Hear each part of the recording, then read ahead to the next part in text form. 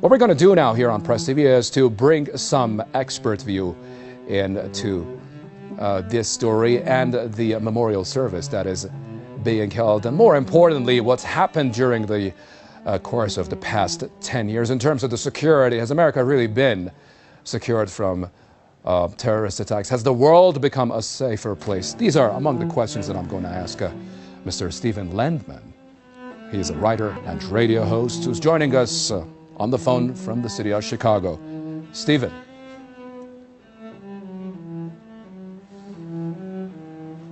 Written volumes on 9/11. Today, in fact, working on still another article. I'm particularly appalled by the hypocrisy, by the duplicity of honoring people that were killed in New York. They were killed not as reported, but the entire event was something entirely different. But there's no honoring in New York. I have you on my desktop watching Yo-Yo Ma play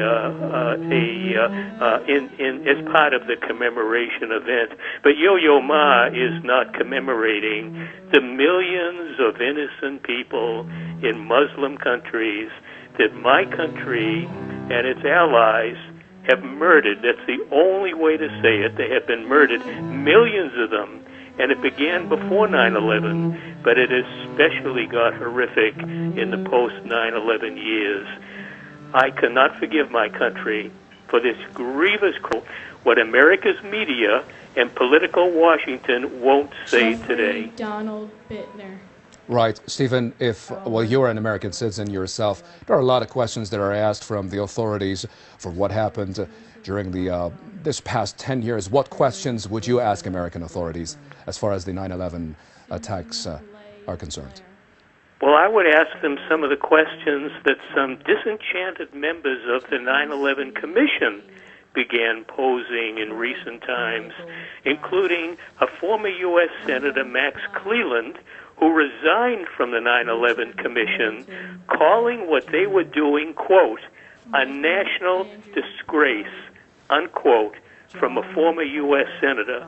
There were others who basically said in so many words, we were lied to, we were ordered to suppress the truth and present a litany of lies so the American people and the world would never know the truth about what actually happened on this day, who was responsible, what it was all about.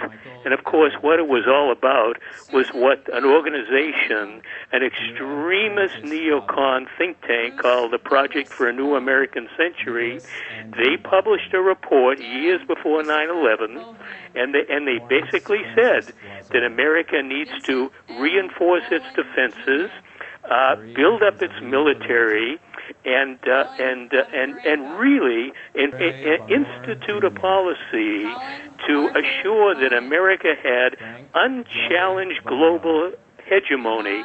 But this could not happen without a catalyzing event on the order of a second Pearl Harbor. Well, America got its second Pearl Harbor. Members of the Project for the New American Century, PNAC for short, included Donald Rumsfeld, Dick Cheney, and Paul Wolfowitz, all criminal members of the Bush administration, directly responsible for waging war on non-belligerent countries and at home against innocent Muslim Americans. America declared war on Islam as well as non-belligerent countries. These are grievous war crimes. Right.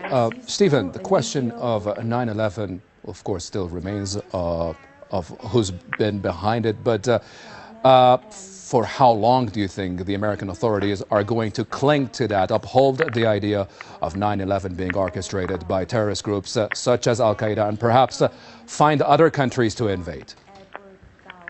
Well, Al-Qaeda had nothing to do with 9/11. This was a state-sponsored event. I agree with your president. He's right. I've quoted him in the past. Oh, it was months back when he was very critical about the official 9/11 story. He and I would get along famously together. I agree with him. This was absolutely a state-sponsored event. I know distinguished researchers who've done extensive research on the facts behind 9/11, as far as I'm concerned, it's case closed.